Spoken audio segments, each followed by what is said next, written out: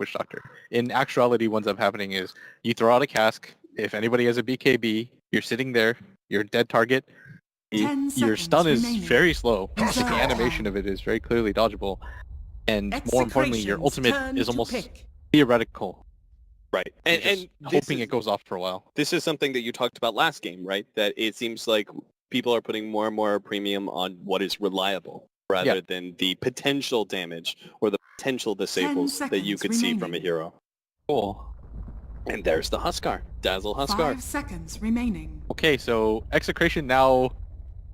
I sort of think you just have to... Whatever idea you had about the Sand King, you might just have to pick something like the AA and... Oh man, this... Yeah, they're in a rough spot where they have Mirana and Sand King, a lot of magic damage, and they're facing up against a Huskar who obviously doesn't care too much about magic damage, coupled with a Dazzle, as well as coupled with an Ogre Magi. You've got a lot of tanky heroes here that are just not going to die. I'm just laughing. I feel so... You just see that and you're like, Synderen, you son of a... You're like, what do we do from here? Well, Timbersaw is the answer from Execration. A lot of pure damage. She's even got that Whirling Death to cut down any strength heroes. That's okay, but Huskar can still do a lot of damage to Timbersaw, and you still have Beastmaster with the Necronomicon that are going to be problems for Execration. They need this guy to be rather fun. 5 seconds remaining. All right, so what are you thinking? They've got to ban one of these heroes that's kind of annoying. Okay, so they banned the AA. Right. It was AA or turn to depends on where they think the Sand King's gonna go. I do want to point out at the Timbersaw whole Huskar thing. Timbersaw does okay, but at the end of the day, you get your full combo off, and Huskar just kills you anyways. Yeah. If you want proof of this, you look towards Liquid played against the OG ESL Frankfurt. ESL on Frankfurt. They picked the Timbersaw mid, and it did nothing. He executes his full combo. Huskar still has enough HP. He just armlet toggles once, and you die. And in this case, it's going to be the Dazzle Shallow Grave that'll make sure that Timbersaw won't be able to kill Huskar, and Huskar will just turn around and throw spears really, really quickly. Man, Synderen's sick. Like, he just picks a bunch of buffs for this Huskar. He takes Beastmaster for the attack speed. He has 2 attack speed increases on a Huskar. Those Burning Spear stacks are going to run up so quickly. So you think that in order to truly combat this, you have to kind of throw a lot of things out the window. Whatever ideas you had about the draft, if you're Execration, you have to throw it out the window as soon as you saw that Huskar. Does that mean you fit an axe into this lineup to try and counter the Dazzle? A Blade Mail hero that counters Dazzle. Turn to pick. Don't have too many other options. Last time Na'Vi did something like... What did they do? They did the Legion Commander 1 position in hopes of trying to pull out, and that went pretty badly. People have tried to fight this hero head on, and it just hasn't worked. But at the same time, you can't go for a split push just because push is the pace of the game so quickly. Yeah. He's not bad at pushing down buildings. That's for sure. He just attacks so fast. He's going to take Roshan if you give him enough space. Synderen. He's been waiting for this one moment. You devil you. And there is a Sven, a heavy physical damage dealer. Still not sure how they're going to be able to deal exactly with the Shallow Grave and the Huskar. They're going to need some really sick initiations from the Sand King. But it's looking like we are going to have a Mirana and Witch Doctor as our 2 supports. Sven farming away at the top lane, Timbersaw mid, and Sand King off lane. Or Sand King mid, Timbersaw off lane. How's this work? I think it depends on what escape last pick. They have a lot of options right now. There's nobody who can really go against that Huskar safe lane though, right? Oh, okay. Poipa's Invoker. Give them a scaling mid just to make sure they've got some good chances still to be able to win the late game if it pushes past 45 minutes. A really good hero at kiting. Sven, do you go Quas Wex if you're matched up against the Timbersaw, or do you still go what has been a bit more preferred in Exort and just farm and split push? I was thinking about this a lot coming into this tournament because I know some people would pick Invoker, and when I saw the Exort Invoker, I wanted to point out in the last game that I think it's an interesting concept, but at the same time, you know what you get out of Invoker, and teams have just been playing faster and faster, kind of led to him not being as relevant. I think the MVP style of running him as Quaswex 10 seconds might be remaining. where you have to go for this hero to really effectiveness, but for the most part, I almost always just see Quakefoot play Exort. Like, I don't think I've ever seen Quakefoot play the Quaswex. It just doesn't really fit his wheelhouse as a player. Like, you don't think of him as this run around, create space. You think of this guy who's just going to outfarm you and beat you down with his superior presence in team fights. He is he's one of the epitomes of a farming mid for sure, right? So we are going to have our early push out here in game number 2, Execration versus Escape Gaming. Already YapzOr, under the guise of smoke, has managed to get himself a very aggressive observer ward in the dire jungle, being able to read the movements of Kimo on the Mirana and hopefully be able to keep Koifa in a safe place. Also gets a very aggressive mid ward as well. Again, everything to make sure that Koifa has a good time on the Invoker. Let's talk about the objectives of this game for both teams. I think for Execration, they need to secure this Sven's jungle stacks. And I think RR needs a really good timing on that Blink Dagger. They can't afford for their main initiating hero in a game like this to be behind at any point in the game. Like, he has to accomplish a lot. Maybe more so than any of the other members of the team. And on the flip side, I think Escape, they have to contest this this Ancient stack area, and they have to do it before the Sand King gets something that can allow them to team fight. And then from there, the game becomes very standard. It's all in on this Huskar, right? You just keep buffing him, making him unkillable. You go for the Roshan, and you go for the high ground as a result. Would you say in that time where Huskar is looked at as one of the scariest, that kind of 20-25 minute mark, right, where he's in some ways unkillable, he's a monster in team fights, he's pushing down some of your towers, do Execration just split push? Do you think they actually can contest with the right Blink Dagger pickups? I don't think you can split push in a game like this, because again, you can simply go for Roshan if you're Escape and go for a push, and they will take down towers so fast, Cap. Well, they knew it was going to be a Timber Saw mid, so they went ahead and put Era on the Huskar in our mid lane, and we are actually going to be having Koifa farming down at bottom lane. Instead, Abed is already feeling the burning sensation from those spears as he's trying to get whatever CS he can, but it is going to be hell to pay every single time he gets a single CS. He does have some stacks, and that poor man shield's going to help him out a little bit, but fire is a natural counter to everything. RR, meanwhile, is our offlaner actually picked up the Iron Talon and tried to go straight jungle, but Escape Gaming are counting that as well. Abed, 7 burning spear stacks. He actually pops the healing. Oh no. Okay. Not the time to pop that healing cell, friend. I think he thought he was going to die, but it is still only level 1 burning spear. But now he's in a terrible position, has to ferry himself out yet another healing salve just to be able to stay in this lane. It's only going to get worse and worse.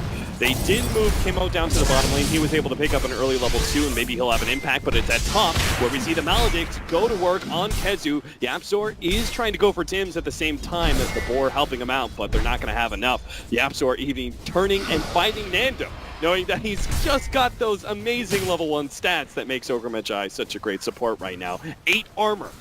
Not even a carry Sven. Like, what is that? why is that? Like, why are you even hitting it? It does nothing. See, YapzOr just kind of like turns off everything he knows about Dota and he just right-clicks heroes in lane. Look at this hero. He's just kind of getting in the face of 2 other heroes. Doesn't care at all.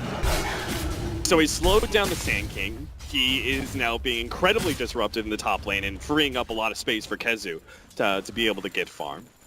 He's having quite the impact in the laning phase so far. The mid lane's not going great as Era has actually pushed Timbersaw out entirely, it seems. And Abed is going to try and go to bottom lane while the Sand King tries to make the mid lane work instead.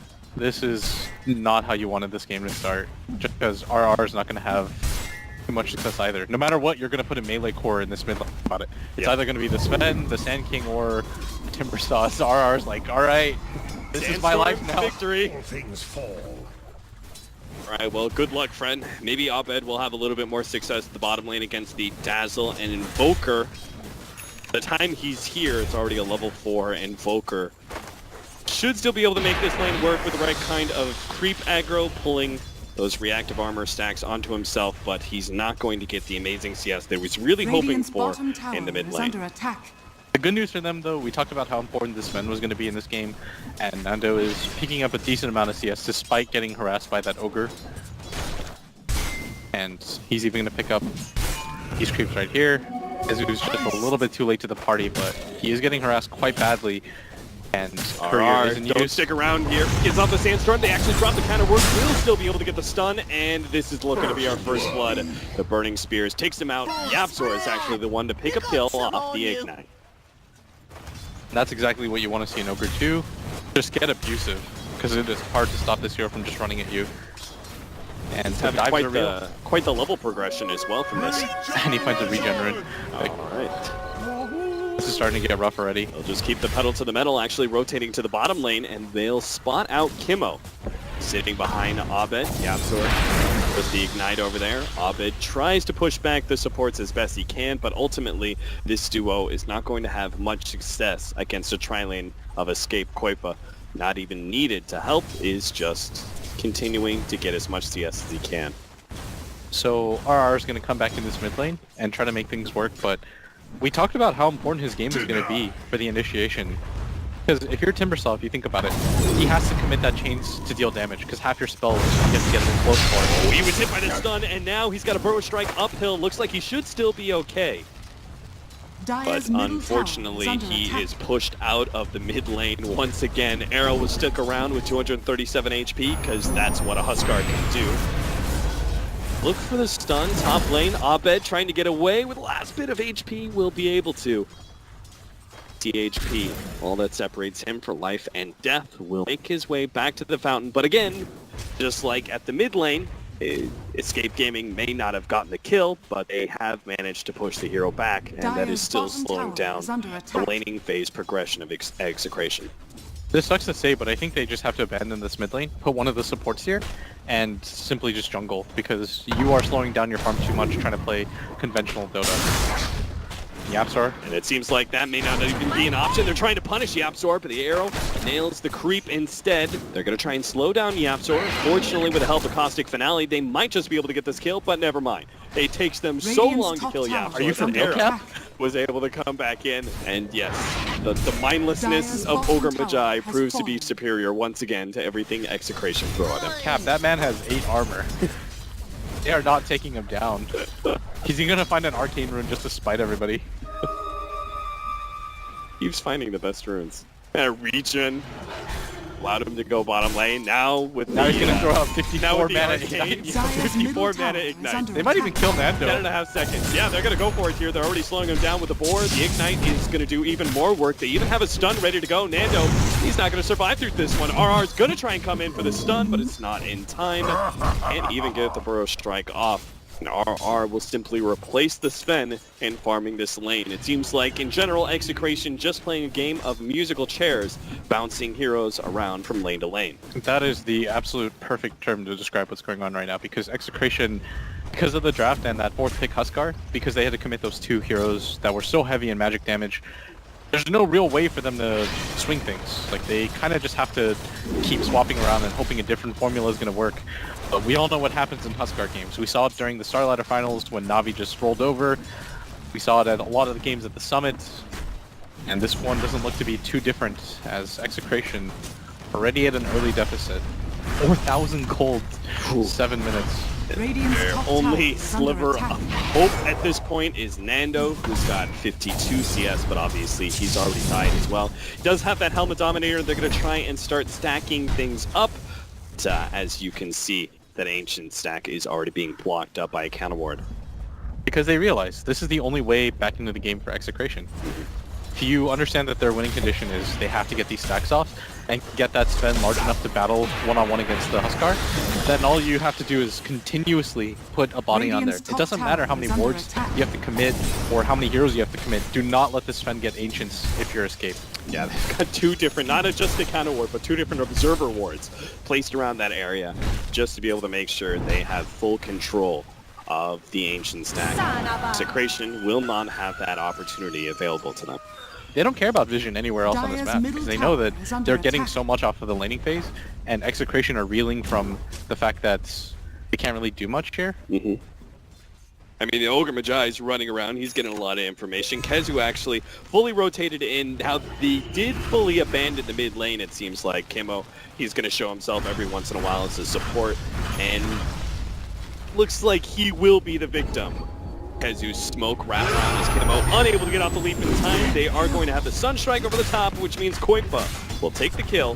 And he's already got the Hand of Midas, so his levels in farm already just fine. It's only going to get worse from here for Execration.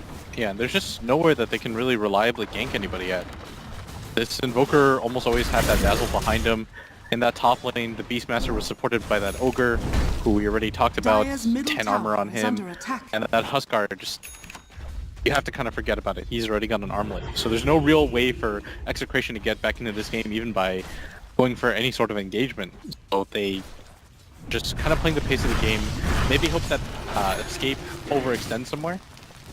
You don't think they can even, like, just go for something that was, like, really different? Like a 5-man smoke to bottom lane or something? Like, that might actually work. It's just something so off the wall that maybe it catches Escape Gaming by surprise. They're going to have to do something like that if they're going to stand a chance in this game. Yeah, because standard play does not look good for Execration. Radiant's middle tower. You notice that Cinderin already makes his way up here because he realizes that Huskar is your everything. This is the hero that you want to play around at this point in the game. Koifa will continue to do Koifa things, but even in a 5v4 situation where he's just airstriking with the Sunstrikes, you can win team fights.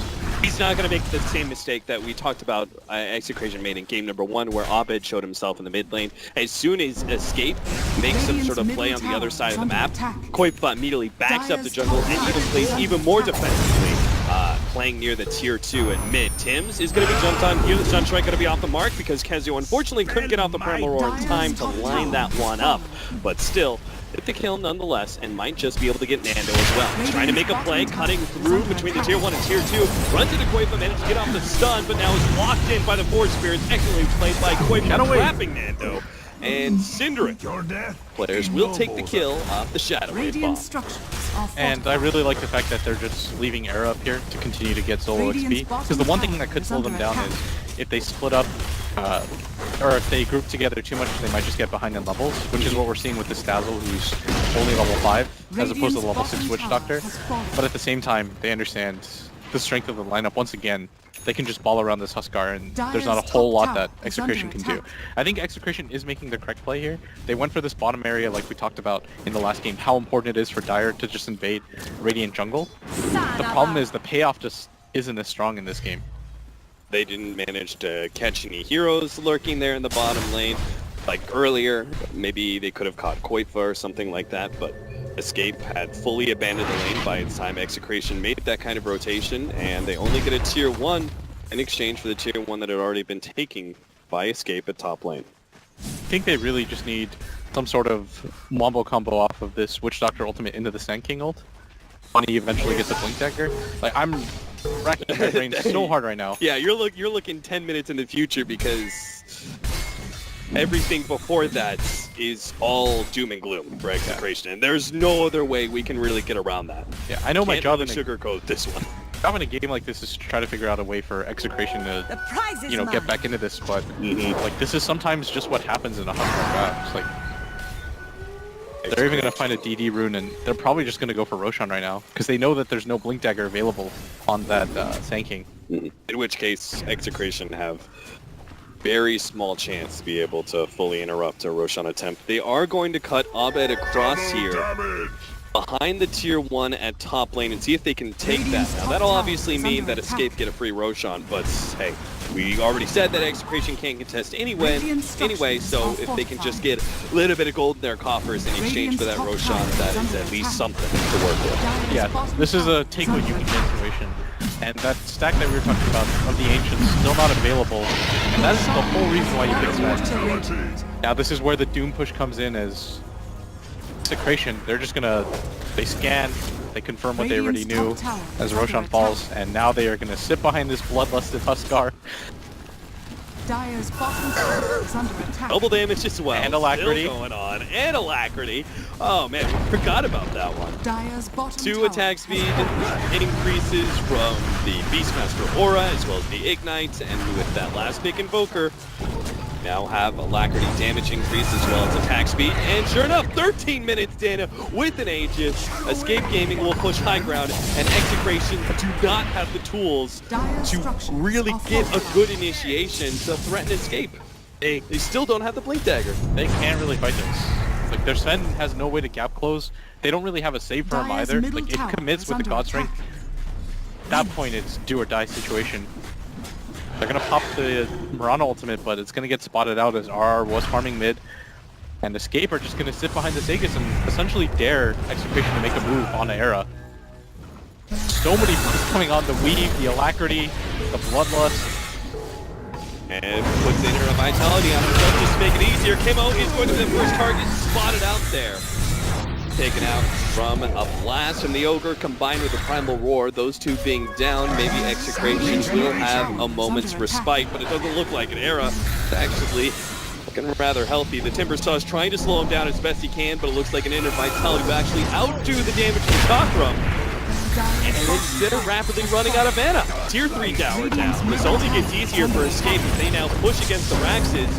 They haven't even hit that 15-minute marker. The range Rax already down. Melee Rax coming up next. Execration still not making the initiation because they just don't see a window. They steal everything for RRB. Will pick up the Blink Dagger, gets the jump on an arrow, but it doesn't result in anything. He actually turns, jumps onto Nando. Might just be able to finish him off with one more swing. Nando can't get away. The burning spears are too much for him to handle. And Era, a beast, still has not died. The Shallow Grave saves his life and keeps the Aegis intact. They have so much gold now. Execration still without a kill in this game. 10,000 gold lead, experience drifting in a similar position. And they are probably scratching their heads right now, trying to keep their TI hopes alive, continuing to farm whatever they can before the next assault comes, but they only really reasonably get another chance at this because this is a 15-minute double Rex. Well-gotten gains. A full-on halberd is coming in now for our Huskar.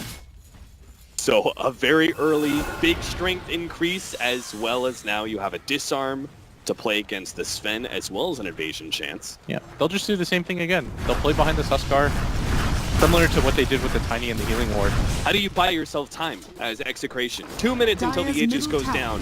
Maybe Escape won't push high ground if that Aegis is intact, but how do you buy yourself 2 minutes? I think you just have to take a fight right now. Doesn't matter what it looks like at this point. You can't afford to get a second set of racks down in just 60 minutes into the game. Era deals too much damage. You hope for a dream fight right now with RR and this Witch Doctor. They're smoked up. They're looking for it. Here he goes. The jump man at the center, straight on through the Burrow Strike, only landing onto Era. They pop the God Strength. Looking to be able to finish Arrow off, but they already have the Shallow Grave down, and Execration forced to retreat. Find themselves some time. Tim's going to work with that Death Ward, and they will be able to take him out. Aegis down, and Era rather deep inside the base. RR thinking about slowing him down with a Burrow Strike. No, actually doesn't go for it, just hoping that Escape will themselves run away, making this job a whole lot easier for Execration.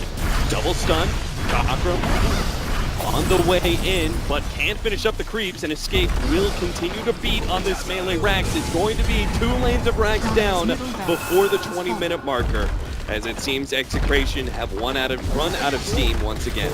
Yeah, even with the Aegis down, without any of the ultimates available, there's no way that they can take this fight. For them, they don't have any casualties on their side as nobody goes down for their troubles, but still, losing a Rex in that kind of fashion is going to be pretty disheartening. I think Escape can just continue to do what they've been doing and go for this top tower. If they really want to secure this game, they can just wait for the next Roshan and reset. Look at the way Escape put themselves very defensively behind Era. Were not in range of that epicenter one bit. All they had, the only target available for Execration when it came to the initiation was Era on the front lines, and that just meant only an Aegis would go down, and Execration did not have an opportunity for any follow-up past that. That's disciplined play. Like, they present the target of Era. They said your only condition for winning this game anymore is if the Sand King gets a multiple hero epicenter off, so they take away that possibility entirely. Now have a Blink Dagger for the Huskar, so he can go ahead and pull a little Seek and Destroy if he wants to, and pursue Execration all the way into the back lines. But first, I'm going to take down this Tier 2 and go for the siege onto the Tier 3. Epicenter is back up. They're going to go for the smoke once again. Wrap around, see if they can find a better target than Era. They've got to get this backline if they're going to have any success in this team fight. Once again, Escape are keeping themselves pretty well spread. The Epicenter about to go in, blinks in, and they'll be able to jump on a quite with a follow-up there from Abed. It's just not quite enough damage. RR gets ripped a new one, and so does Abed. He makes a long jump in across to the trees, but he burns away, and Koipa will take the last hit. It all just comes down to Nando with the full god strength, but that is it. A total shutout here in game number 2 as Escape Gaming will be your 16th team here at the International. Congratulations to Escape. Condolences to Execration. I thought they played very well in their previous 2 series, but made a few errors in game 1 that just made it impossible for them to win, and in game 2, just think it was a straight out draft. They did the best with what they could with their lineup, but at the same time, not a whole lot to do once they saw that Huskar. Absolutely. It seemed like